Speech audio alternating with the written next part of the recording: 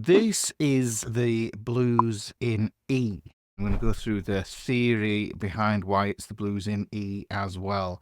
So we know because it's the blues in E, it starts on E. So we've got E, F, G, A, B, C, D. And then you can see we get back to E again. And that is essentially the musical alphabet rolled out from E back to E again. Now what we've got to do is put any sharps in there for this key. The key signature for E has 4 sharps. It goes Father, Charles, goes down. So this F sharp here has to go on this F sharp here. Just amending this musical alphabet. Father, Charles, so Charles there. I'm going to put that sharp on that C there. This is goes. So put that on there, goes. And then we've got D sharp here. So we've got D sharp. Those are the correct notes now in the scale of E major. Now what we're going to do is we're going to turn these into chords, and the easiest way to do this is just apply the Roman numerals. Now uppercase Roman numerals, and when I mean uppercase, they've got these little extra bits on here. You can see there on 1, 4 and 5 here,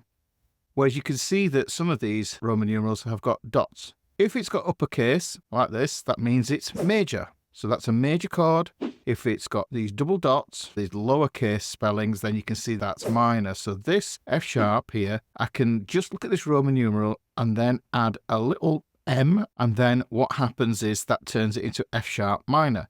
G sharp minor. See, this is uppercase, so I don't need to do that adjustment. This is uppercase, so I don't need to do that adjustment. Here we have C sharp. And let's look at that C sharp there. We can see that it's lowercase, so that's going to be C sharp minor. Now, this one is different. It is lowercase because the diminished has a minor third. But this is the diminished chord, so we've got to put that there. What the diminished means is that it's got a flat fifth. All of these chords here have got a perfect fifth, but this one, the perfect fifth, has been flattened a half step or 1 fret, if you want to think of it in that way as well. This is getting me to the point where it gives me this layout here where I can see that I get E, A, and B. Those are my primary triads. Those are the important ones for a blues. But while we're here, let me just finish this off. I'll just point these out here. 2, 3, and 6. F sharp minor, G sharp minor, C sharp minor. Those are called my secondary triads. You can see 1, 4 and 5 are my primary triads. 2, 3 and 6 are my secondary triads.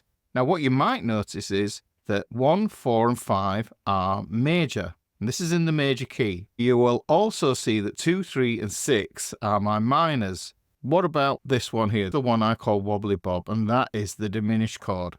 In the major key, 7 is always going to be the diminished chord. Now, how does this apply to the blues? Well, the blues lives on the primary triads. What we have to do is we take those primary triads, and like it says here, it is made up of triads, so 3 notes. So how we make a chord bluesy is we add a 7th. How does that work? If we look at the formula for a major triad, we get a root third and a 5th. To make a bluesy triad, which is also known as a dominant chord, we add a flat 7. Now, the flat 7 only happens in one spot, generally, in the key, and it happens on chord 5 naturally. So what we have to do is we have to shoehorn this idea of making that into a dominant. We turn chords 1, 4 and 5 into dominant chords. What does the B look like then as a dominant chord? Well, generally we'd have E major 7, A major 7, and then here on chord 5 we would have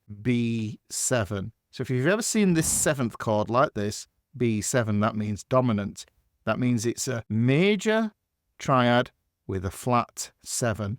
And this flat 7 gives it a particular colour. That causes tension in the chord, which makes it sound bluesy. Now, in the blues, that tension is super desirable. So what we essentially do is in chord 1 and chord 4, instead of having this major 7, which would be this formula, root third, 5th, major 7, that gives us a specific sound. What we do is we turn E and we turn A into this kind of 7th chord. We've got the major triad and the flat 7 again. So we end up with E7, A7, and B7.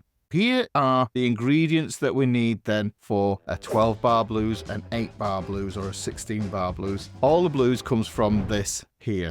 Let me just show you the formula for a blues. I'm going to do this as a 12 bar blues, and this is a standard sort of formula for a blues. We've got 12 bars.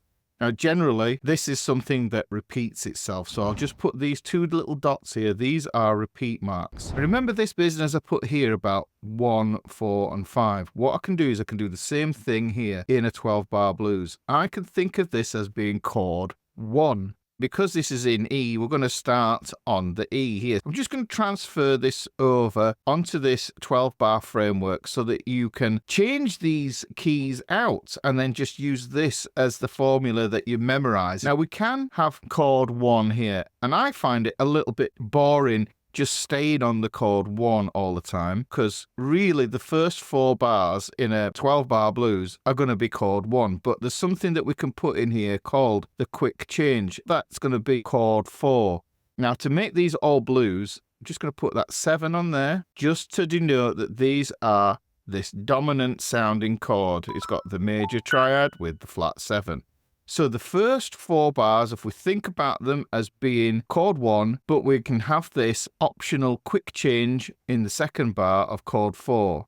On this next system here, so if this first system, this next system, and then this system here, we could put chord 4 in here, chord 4 in here. Turn those into 7th chords there. Then we go back home to chord 1.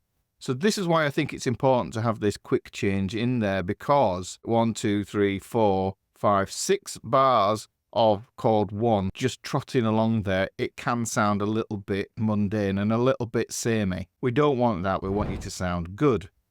Here's the thing that is important. All the action in a 12 bar blues happens in the last 4 bars. We get that sense of shifting to the chord 5, which is the true dominant of this. Remember, these are just fake dominants. We've just taken the major 7ths and we turn them into dominant 7ths just to make that bluesy sound. But this is the real dominant 7th of the key. And then we go to the chord 4 again. We can have chord 1 again here. So this is what I'm saying is a bit of an overkill of chord 1 here. But what's useful to know about this is that in the last 2 bars of a 12 bar blues, we get something called a turnaround. I've done some lessons on turnarounds, so if you want to check those out, they'll be here in my channel. But this is where you would put those fancy bits that lead the ear back to here, back to the chord 1, because that's what these repeat marks do. So let's just read through this. We get chord 1, we get chord 4 if we're doing a quick change, or chord 1 if we're just keeping it straight as a basic 12 bar blues. Then we get chord 1, chord 1, chord 4, chord 4, chord 1, chord 1. Chord 5, chord 4, chord 1, chord 1. And we can substitute this 2 bars here for a turnaround. That's chord 1, chord 4, chord 5. All you need to do is substitute those for the names of these chords. So that's going to be E7. This is going to be A7, E7, E7, A7, A7, E7, E7. Then we get the B7, we get the A7, and then we're back to the 1 chord, which is E7. Now, a way to instantly spice up this turnaround is to put more chords in. This is an optional, so we could think of this as being option 1 and this as being option 2. So we could have 2 chords in here, and we're still going to have that 1 in there, but we're going to put the 4 in here. So this would be for half the bar, and this would be for half the bar as well. So chord 1, chord 4. And in this one, we're going to go chord 1 to chord 5, which is super strong in terms of building the feeling of a cadence. Now, cadence is musical punctuation, if you will, musical grammar. A 5-1 is like a full stop. If we go from B7 to an E7, it sounds like the finish, the complete. It's giving us resolution because everything wants to go back to the chord 1. The 5 is the most distant sound from the 1, so this creates tension. So let's just think about that for a minute. We do this second version of the turnaround, we land on a 5. Because it feels really distant from the 1, when we land on the 1, it feels like the whole thing is beginning again. I hope that makes sense. We're working with tension and release because this is something that you need to understand with music. It's always about tension and release. It's not just with chords. Notes do the same thing as well. So this is your basic layout for a 12-bar blues in E. You can swap this out, take these notes here, change them around. Let me just do you one in A. A, B, C, D, E, F, G, Father Charles goes. There's the key signature. So now I need to put Father Charles goes, okay? If you don't know Father Charles goes, watch this video just up here because you need to understand your key signatures so that you can do this stuff here. I have to put that F sharp on here. Charles goes. So I've applied those 3 sharps to that alphabetical ordered list, if you will, of the notes that we need to make up an A major scale. Now, remember, 1, 2, 3, 4, 5, 6, 7, and then we're back to 1 again. Use the lowercase, uppercaseness to tell us what the tonality of these chords would be, because each one of these notes is the root note for the chord. The root note for chord 1 in the key of A is going to be an A. The root note for chord 2 would be a B. This is lowercase, so this is telling me that chord 2 is minor. Chord 3, that's minor. Chord 4, is that major or minor? It's uppercase, so it's major. We don't touch it. Chord 5 is major. Chord 6 is minor. Chord 7, wobbly bob. Let's stick a diminished symbol on there. Let's take those primary triads so we can see what chords we're left with. We turn these into those dominant 7th chords. So we get an A7, D7, and E7. And then what we do is we take this here and we swap that out. So you see how this is universal. The pitch changes. The pitch is supremely changeable. We can do this with any major scale that you can think of. If it's in the key of B flat, which is a common key for blues. If you want to do it in D major, you could do it in the key of G. You just do this here. Find out which ones are chords 1, 4, and 5. Turn them into 7ths. And then apply those to this, understanding them in Roman numerals. This Roman numeral system just makes it so much easier for you to understand. Now, the thing is, this is all well and good knowing this as theory, but when you actually want to play this on the guitar, then you need to understand where these chords live. And that problem is solved by watching this video here where I show you how to play these chords and where to play them effectively on the guitar.